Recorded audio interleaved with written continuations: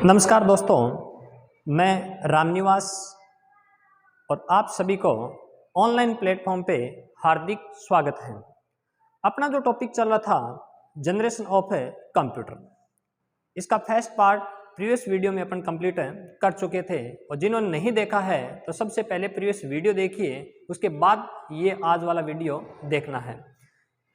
देखिए, जनरेशन के अंदर अपन जो टॉपिक पढ़ा था फर्स्ट जनरेशन, आज जो चर्चा करेंगे सेकंड जनरेशन। सबसे पहली बात, सेकंड जनरेशन कब से कब तक थी? तो कब से कब तक थी? 1955 टू 1964 के मध्य जो जनरेशन थी वो कौन सी थी? Second generation. लेकिन और इसमें जो क्वेश्चन बनते हैं वो किस प्रकार से बनते हैं? बेस्ड ऑन किस पर आधारित है? फर्स्ट जनरेशन वैक्यूम ट्यूब पे आधारित थी, इसी प्रकार से सेकंड जनरेशन है वो किस पे आधारित है? वो है ट्रांजिस्टर पर। किस पे आधारित है? ट्रांजिस्टर पे। ट्रांजिस्टर से बहुत ही अच्छे आजकल जो मॉडरेट पेपर बनते हैं उसमें बहुत ही अच्छे क्वेश्चन पूछे जाते हैं। ट्रांजिस्टर को कब डेवलप किया गया था और डेवलप करने वाले व्यक्ति कौन है? इनको इन्वेंटर, इनका आविष्कार करने वाले व्यक्तियों के नाम भी पूछे जाते हैं एग्जाम के अंदर, तो वो भी ध्यान रखना है। तो ट्रांजिस्टर को कब डेवलप किया गया था? भी 1947 और 48 के अंदर क्या किया गया था? इनको डेवलप किया गया था। लेकिन डेवलप करने वाले व्यक्ति कौन थे, ये चीज आपको अच्छे से ध्यान रखना है। डेवलप करने वाले व्यक्ति कौन थे? तो यहाँ पे तीन व्यक्तियों के नाम आते हैं, तीन इंजीनियर्स आते हैं जिन्होंने क्या किया था? भी ट्रांजिस्टर का आविष्कार किया था, इन्वेंटेड किया था। तो बाई इन्वेंटेड मतलब किन के द्वारा आविष्कार किया गया ट्रांजिस्टर का? तो ध्यान रखना, सबसे पहला जो व्यक्ति है जोहन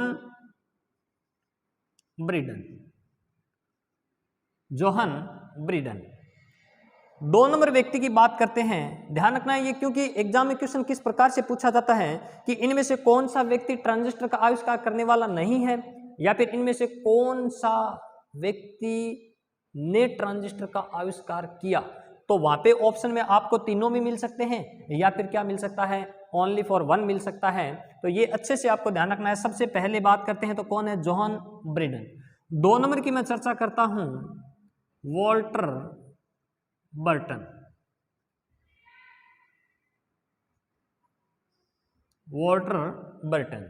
और तीन नंबर की मैं बात करता हूं तो कौन आ जाता भी? William Shockley.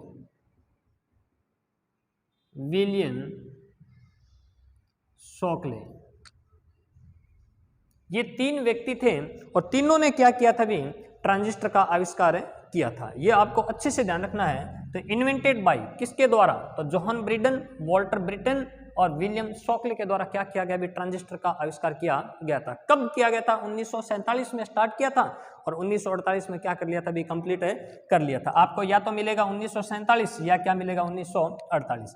आगे चर्चा करते हैं। जैसे अपन बात की थी फर्स्ट जनरेशन लैंग्वेज की, तो इसी प्रकार से इसके अंदर भी अपन बात करेंगे इसके अंदर कौन कौन सी लैंग्वेज का उपयोग किया गया था सेकंड जनरेशन के अंदर। तो एक चीज आपको अच्छे से ध्यान रखना है, यहाँ से क्वेश्चन अभी जो एग्जाम हुआ था उसमें पूछा गया रीट वाला, उसके अंदर जो 26 फरवरी को हुआ था उसमें क्वेश्चन पूछा गया था, किस प्रकार से पूछा गया था अभी अपन चर्चा करेंगे। तो यहाँ पे लैंग्वेज की बात करता हूँ तो मुख्य रूप से लैंग्वेज कौन सी आती है?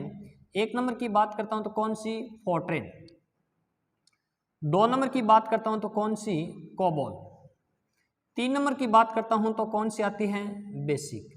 ये जो सारी लैंग्वेज हैं वो कौन सी जनरेशन के काम आती है? Second generation. लेकिन अब क्वेश्चन ओनली लैंग्वेज से नहीं बनता है। क्वेश्चन किस प्रकार से बनते हैं? क्वेश्चनों पे ध्यान दीजिए आप। क्वेश्चन ये पूछा जाता है इनमें से कौन सी लैंग्वेज सेकंड जनरेशन की है, या फिर इनमें से कौन सी लैंग्वेज सेकंड जनरेशन की नहीं है।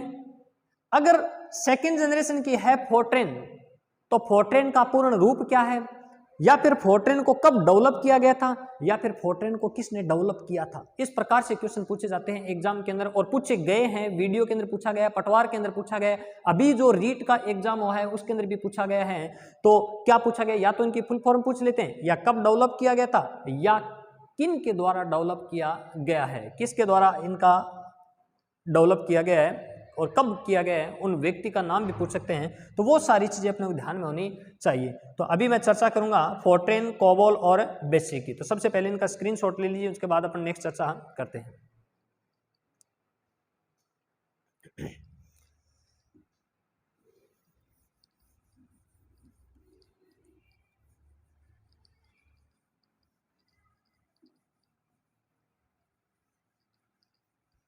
देखिए, सबसे पहले मैं बात करता हूं Fortran, 1 number language Fortran.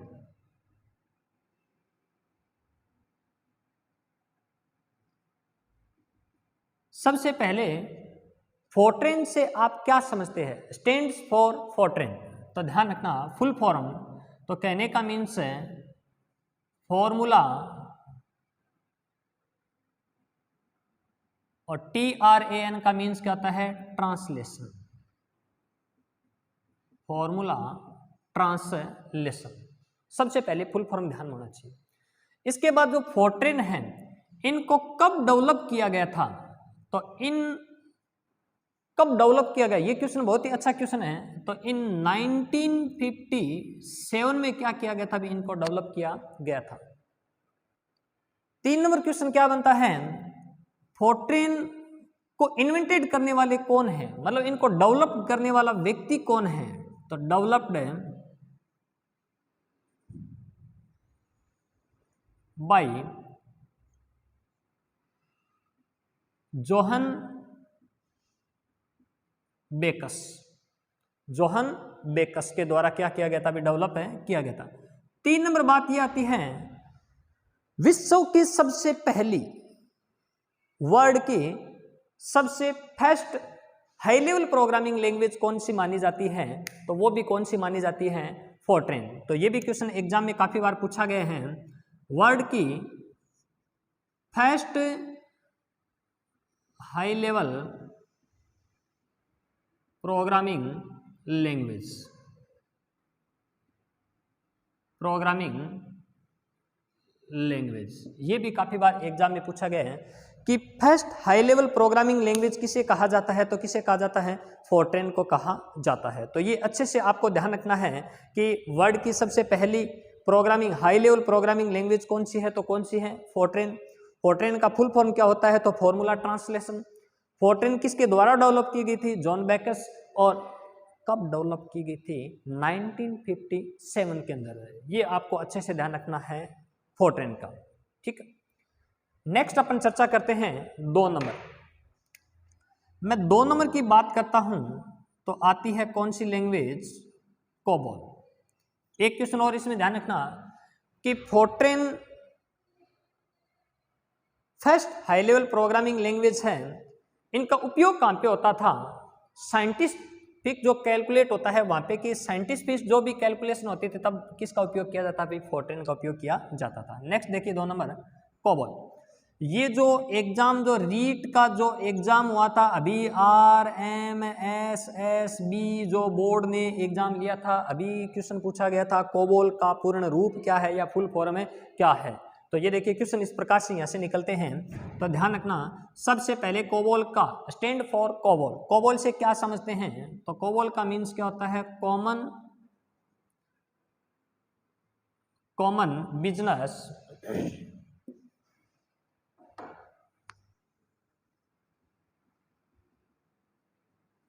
Common business oriented programming language.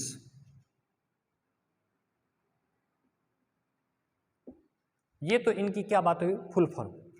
लेकिन कोबोल को कब डेवलप किया गया था? इन 1959 के अंदर इनको क्या किया गया था? भी डेवलप किया गया था। लेकिन इसके अंदर डेवलप करने वाले व्यक्ति कौन थे?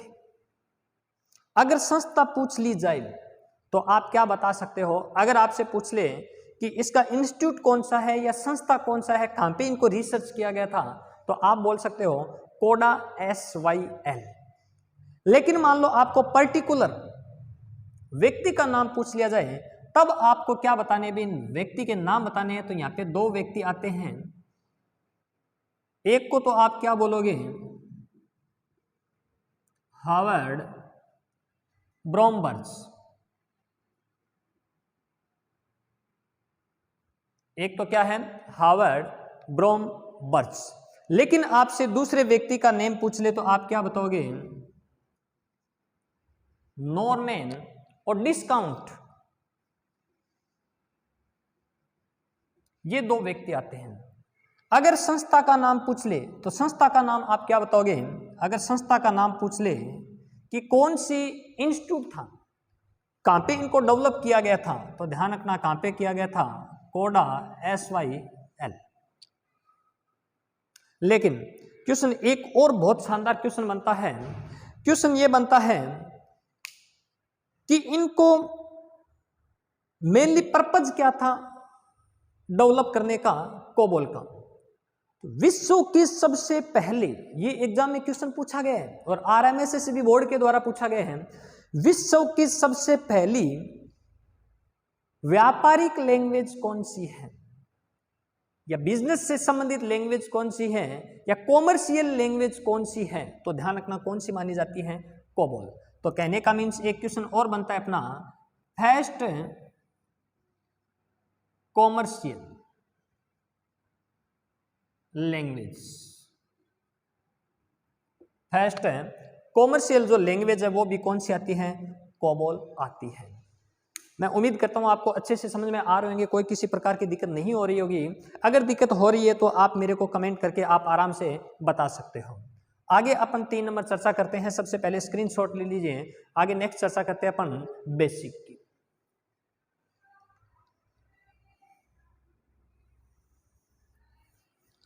अभी सेकंड जनरेशन चल रही है, भी देखिए डिटेल से पढ़ेंगे तो उस चीज़ में टाइम लगता है, और करवाने में ये मैं 5 मिनट में 10 मिनट में ये करवा देता, लेकिन वहाँ से फिर कोई क्वेश्चन नहीं फिसलता, और क्वेश्चन नहीं फिसलता है तो उनको पढ़ने से कोई किसी प्रकार का मतलब है नहीं निकलता है, ये भी चीज़ ध्यान रखना।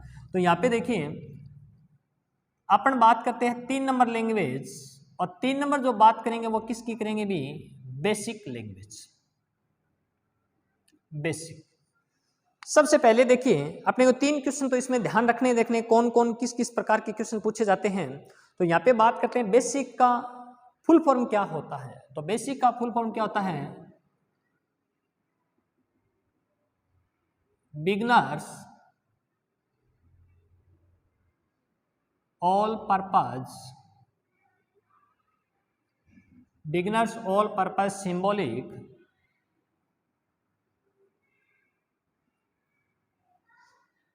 इंस्ट्रक्शन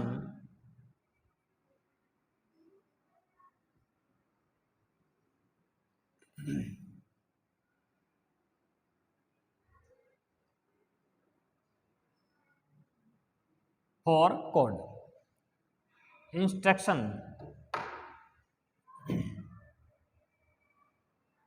फॉर कोड, ये इनका फुल फॉर्म ध्यान रखना है।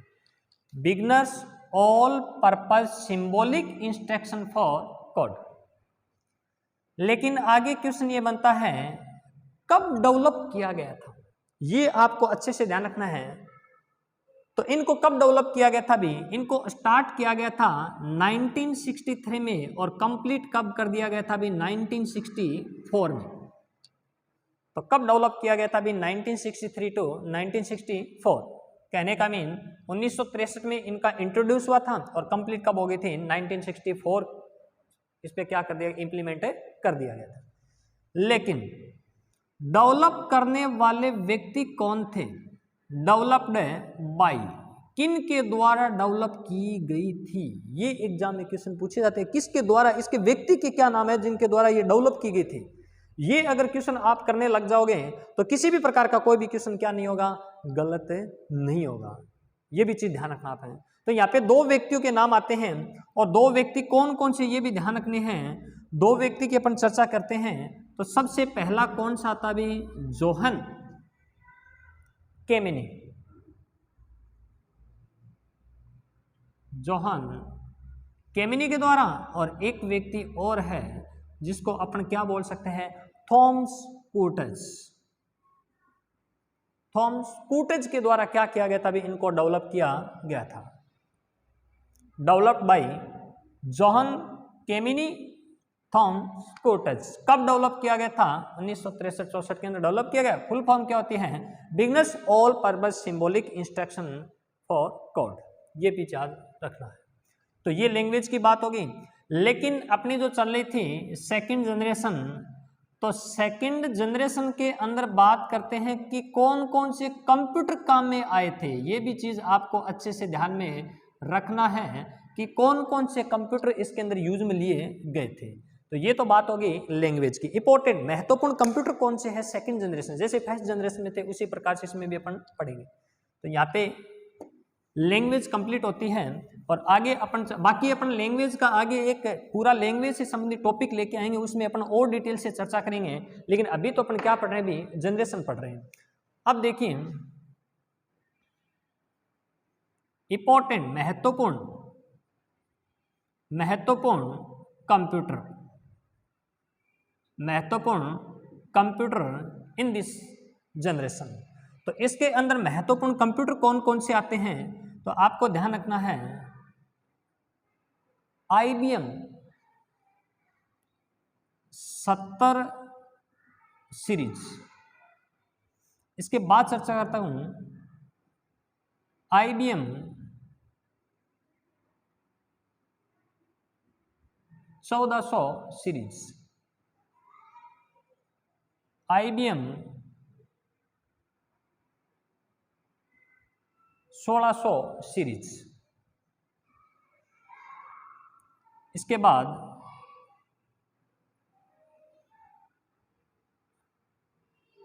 हनीवेल 400 से 800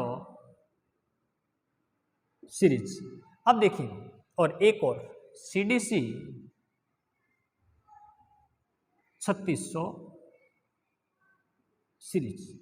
ये जो कंप्यूटर है, क्योंकि एग्जाम में क्वेश्चन ये पूछा जाता है निम्न में से कौन सा कंप्यूटर फर्स्ट जनरेशन का है, निम्न में से कौन सा कंप्यूटर सेकंड जनरेशन का है, या फिर एग्जाम में पूछ लेते हैं इनमें से कौन सा कंप्यूटर फर्स्ट जनरेशन का नहीं है या सेकंड जनरेशन का नहीं है। ये याद रखने बहुत ही महत्वपूर्ण है। तो महत्वपूर्ण कंप्यूटर की बात करते हैं। वैसे देखिए बहुत सारे कंप्यूटर, लेकिन important computers in second generation के IBM 70 series, IBM 14 series, IBM 16 series, Honeywell 400 से 800 सीरीज और CDC 3600 सीरीज। देखिए याद करने का तरीका, क्योंकि याद नहीं रहता है, भूल जाते हैं। IBM 70 सीरीज 7 का दुगुना कीजिए 14, मतलब IBM 1400, 7 दूनी 14, 1400 सीरीज एंड 14 के अंदर 2 ऐड कर दीजिए IBM 1600 सीरीज। और हनी नाम की एक गर्ल्स थी और उन्होंने क्या किया था? वेलकम किया था। और कितनी बार वेलकम किया था? 400 से 800 बार वेलकम किया था। तो हनीवेल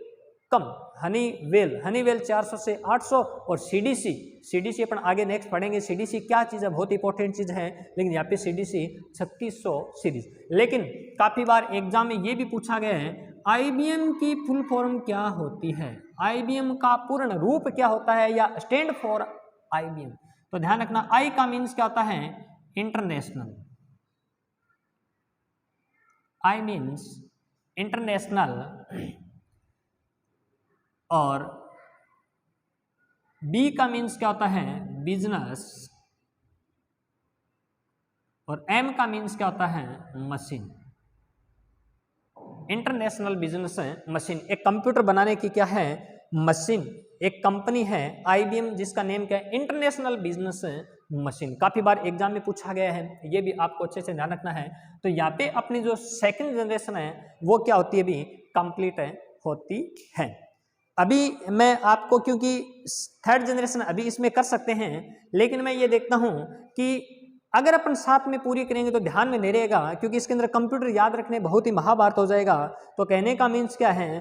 थर्ड, फोर्थ और फिफ्थ। क्योंकि फोर्थ और फिफ्थ क्या है? फिफ्थ बिल्कुल छोटी सी जनरेशन है, तो वो तीनों एक वीडियो के अंदर कर लेंगे। और फर्स्ट और सेकंड अपन क्या करेंगे? अलग अलग रखेंगे, क्योंकि फर्स्ट और सेकंड में बहुत बड़ा कंफ्यूजन होता है। तो वो भी चीज अपने को ध्यान में रखनी है। तो और अपन चर्चा करेंगे एंड फॉर नेक्स्ट वीडियो के अंदर।